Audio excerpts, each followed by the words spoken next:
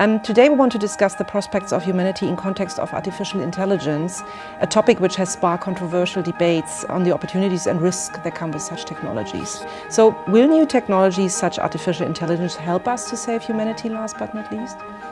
I think AI will help, but it also brings in new dangers. This is the first century in the 45 million centuries that the Earth existed, when one species, the human species, can really affect the entire future of the planet.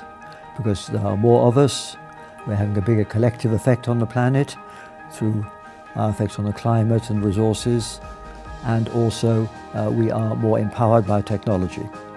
And the other point is that we are very much more interconnected.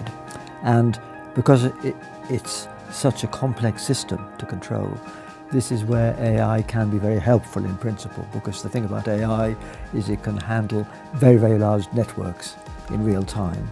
And so in principle, it should ease the problem of coping with these very complicated structures already. But of course, there are risks and downsides. And one of my concerns is that although new technology does allow us to all live better lives, we may have a bumpy ride through the century simply because there is the risk that something will go wrong, and anything that goes wrong can cascade globally.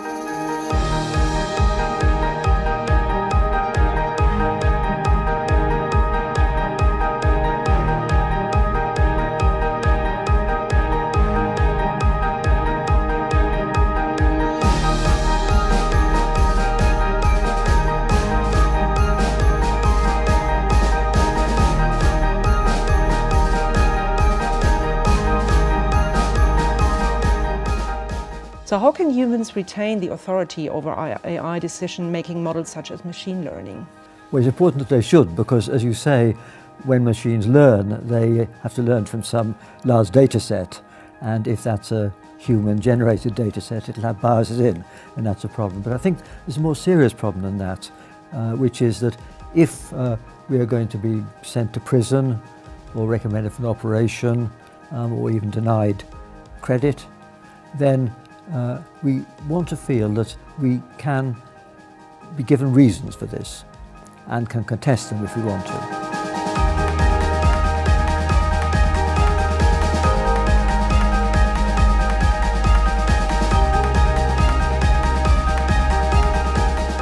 Another question, because you were mentioning the growing interconnectivity. I mean, Vodafone is a connectivity company, and this is how we make our money and hopefully make people happy.